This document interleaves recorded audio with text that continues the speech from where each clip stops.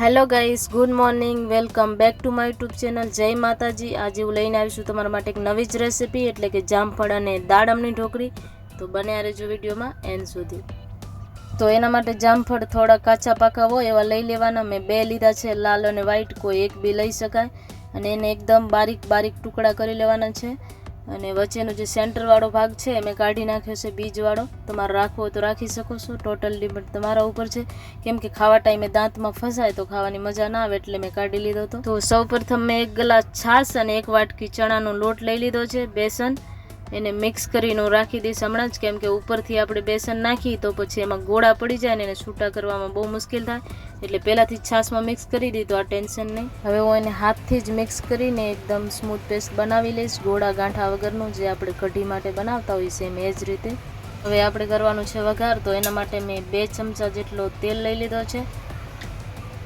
હવે આ તેલ ગરમ થઈ જાય એટલે એમાં એડ કરવાની છે 1 ચમચી રાઈ, 1 ચમચી વરિયાળી અને 1 ચમચી જેટલા સફેદ તલ અને હિંગ થોડીક.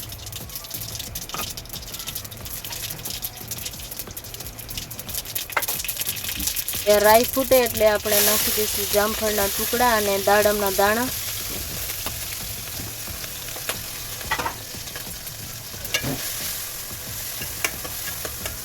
હવે આને થોડી વાર તેલમાં સાંતળી લેશું, જામફળ સોફ્ટ થાય ત્યાં સુધી. પછી એના મસાલા કરશું.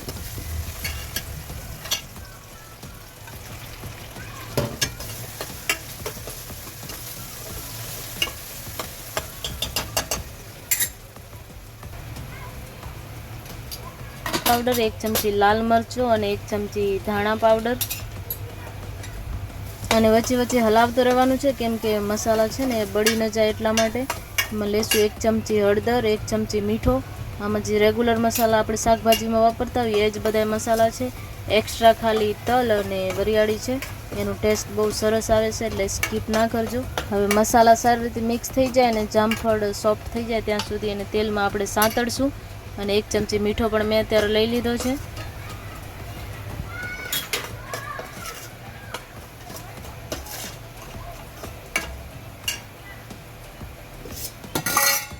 હવે મેં એડ કરવાની છે 1 ગ્લાસ જેટલી છાશ અને પછી એને મિક્સ કરતો રહેવાનું છે. ચમચેથી ધીરે ધીરે હલાવતો રહેવાનું છે જ્યાં સુધી છાશ ઉકળે ત્યાં સુધી.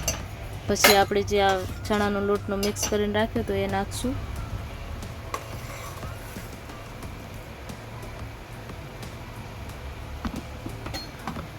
હવે ચણાનો લોટ ને છાશમાં મિક્સ કરીને રાખ્યા હતા એ પણ એડ કરી દીધા છે. ને હવે એને સારી રીતે હલાવવાનું છે, કેમ કે ચણાનો લોટ છે એટલે હવે ચોંટી જશે, તો એમાં સારી એવી મહેનત કરવી પડશે. હલાવતું રહેવાનું છે ધીરે ધીરે, ચોંટવા નથી દેવાનું.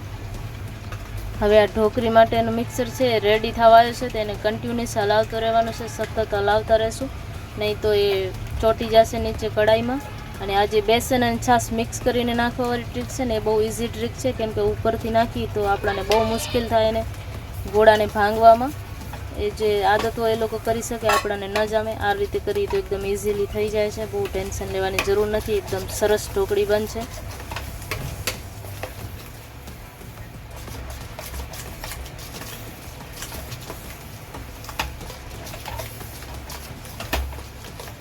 આ ટાઈપનું ટેક્સચર થાય એટલે હવે આપણે કઢાઈને નીચે લઈ લઈશું, ગેસને કરી દઈશું બંધ. અને પછી હલાવતા રહીશું સતત, કેમ કે હજી આ ગરમ છે. તો એને થોડી વાર હલાવશું ને પછી થાળીમાં મેં તેલ લગાડીને રાખ્યું છે, તો એમાં આપણે કાઢી લઈશું આ ઢોકળીનું બેટર.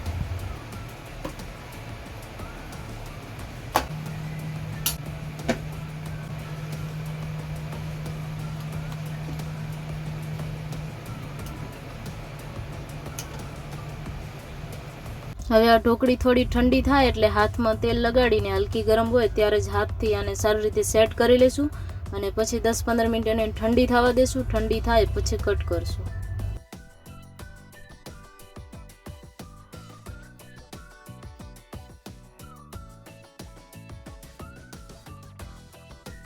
તો જો મારી ઢોકળી એકદમ ઠંડી થઈ ગઈ છે, સેટ થઈ ગઈ છે. તો હવે હું આને કટ કરી લઈશ. એકદમ નાના નાના પીસમાં કટ કરવાની છે, કેમ કે નાના નાના પીસ હોય તો આપણને ભાજીમાં ખાવામાં સારા લાગે. બહુ મોટા હોય તો પછી મોટા મોટા પીસ થઈ જાય એટલે બહુ મજા ના આવે. અને જો એકદમ સોફ્ટ અને સ્મૂથ બની છે મારી ઢોકળી. અને ભાજી તો આની સારી બને જ છે, પણ એમને એમ ખાવામાં બહુ ટેસ્ટી લાગે છે. અને જે દાડમ અને જાયફળનો ટેસ્ટ છે એકદમ જબરજસ્ત આવે છે. તમે ટ્રાય જરૂરથી કરજો. જો એકદમ સોફ્ટ અને સ્મૂથ ઢોકળી બની છે. તો હવે આને આપણે વઘારી લેશું. તો આના વઘાર માટે 3 ચમચા જેટલો તેલ લેવાનું છે. ઢોકળી આપણે જે વઘારી હતી એના માટે 2 ચમચા મેં તેલ યુઝ કર્યો હતો અને હવે ઢોકળીનો વઘાર કરવા માટે 3 ચમચા તેલ લેવાનું છે. તો આ માપનું તમે ધ્યાન રાખજો આટલી ઢોકળી માટે, બાકી તમે બનાવો એ માપથી તમે જોઈ લેજો. અમે 1 ચમચી રાઈ અને થોડીક હિંગ નાખીશું. હવે આ રાઈ ફૂટવા લાગે એટલે થોડાક મીઠા લીમડાના પાન નાખી દઈશું અને પછી નાખશું ડુંગળીની પેસ્ટ. આ ડુંગળી અને ટમેટા મેં મિક્સરમાં ચપટી વગાડીને પીસી લીધા હતા. તમારી પાસે મિક્સર ન હોય તો બહુ ટેન્શન લેવાની જરૂર નથી, એકદમ બારીક બારીક પીસમાં કટ કરી લો તો પણ ચાલે. અને હવે આને આપણે સારી રીતે સાંતળી લઈશું તેલમાં. હવે એડ કરવાનું છે આદુ મરચાં અને લસણની પેસ્ટ 1 ચમચી ને 2 સૂકા આખા લાલ મરચાં. એને સારી રીતે સાંતળી લેશું. આમાં લીલો મરચો મેં 1 જ લીધો તો પેસ્ટ બનાવવા માટે, કેમ કે લીલા મરચાંની બહુ આમાં જરૂરત ન હોય, સૂકા મરચાંનો જ વધારે યુઝ થતો હોય. હોટલ જેવી એકદમ આપણે બનાવી હોય એટલે સૂકા મરચાંનો વધારે યુઝ કરવાનો, તો સેમ કલર અને સેમ ટેસ્ટ આવે. હવે કરવાનો છે આના મસાલા. તો એના માટે 2 ચમચી મેં ધાણા જીરો પાવડર લઈ લીધો છે અને 2 ચમચી લાલ મરચો. આમાં મસાલા સારા એવા પ્રમાણમાં યુઝ કરવાના, કેમ કે તો જ સરસ બનશે હોટલ જેવી. હવે આમાં 1 ચમચી હળદર અને 1 ચમચી મીઠો પણ હું નાખી દઈશ ને 1 ચમચી તલ. વરિયાળીનો યુઝ મેં આ જગ્યાએ નથી કર્યો, ઢોકળીમાં કર્યો હતો. બાકીના જે આપણા જે મસાલા હતા હળદર મરચાં ને એ જ નાખ્યા છે, આમાં વરિયાળી મેં નથી નાખી. હવે આ મસાલા અને ડુંગળીને સારી રીતે આપણે સાંતળવાના છે તેલમાં, એકદમ તેલ છૂટો પડે ને સરસ કલર આવી જાય ત્યાં સુધી. પછી આપણે ટમેટાની પ્યુરી એડ કરશું.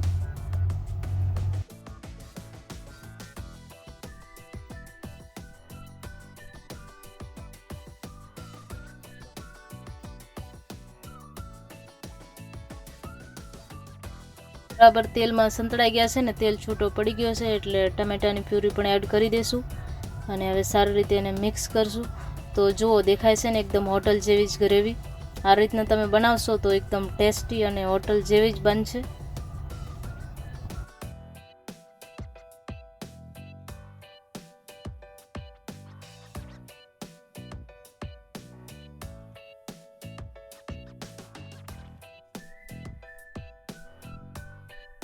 તો જો હવે આપણા ટમેટા ડુંગળી અને મસાલા સારી રીતે તેલમાં મિક્સ થઈ ગયા છે.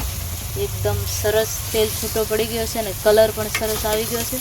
તો હવે આપણે આમાં 1 કપ જેટલો દહીં યુઝ કરશું. 1 વાટકી દહીં મેં લીધો છે. દહીં મારે ઘરનું જ છે. ઘરનું દહીં હોય એટલે એકદમ એ ટાઈટ જામેલો હોય તો એને આપણે સારી રીતે ચમચીથી થોડી વાર ફેટી અને પછી એડ કરવાનું. જે દહીં મળે છે પેકેટવાળું એ તો ઓલરેડી ફેટેલો જ આવે, પતલો પતલો હોય એટલે એને બહુ ફેટવાની જરૂર ન પડે. પણ આપણે ઘરનું જમાવેલું દહીં હોય તો એકદમ ખોપટા જેવો જામેલો હોય ટાઈટ, તો એને થોડો ફેટી લો. દહીં એડ કર્યા પછી વધારે આને પકવવાની જરૂર નથી. દહીં અને મસાલા સારી રીતે મિક્સ થઈ જાય ત્યાં સુધી આપણે આને હલાવતા રહેશું સતત. અને પછી એમાં 1 ચમચી જેટલી ખાંડ એડ કરવાની છે અને 1 ચમચી ગરમ મસાલો. ગરમ મસાલાનું પ્રમાણ આમાં સારું રાખવાનું તો ટેસ્ટ સરસ આવે.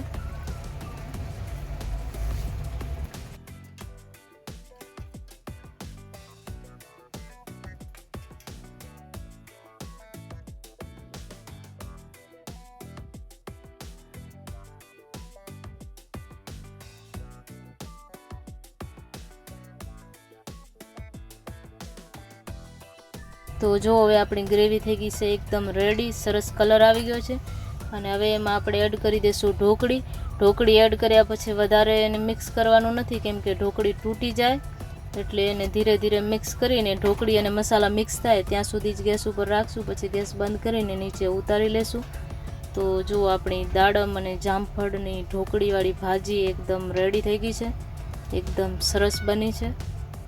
તમને કેવી લાગી મને કોમેન્ટમાં બતાવજો અને તમારી ઘરે જરૂરથી બનાવજો. આનો ટેસ્ટ બહુ સરસ છે અને એકદમ નવી રેસીપી છે. હવે હું આને સર્વ કરવા માટે કાચના બાઉલમાં કાઢી લઈશ. તો જો મારી ઢોકળી આવી બની છે. મને તો સરસ લાગે છે. તમને કેવી લાગે છે મને કોમેન્ટમાં બતાવજો. અને 5 જણાને આપણે સર્વ કરી શકીએ ને એટલી ઢોકળી બની છે આ. તો આને હું લીલા ધાણાથી ગાર્નિશ કરી લઈશ. અને આ છે જામફળ અને દાડમની ઢોકળીની ભાજી.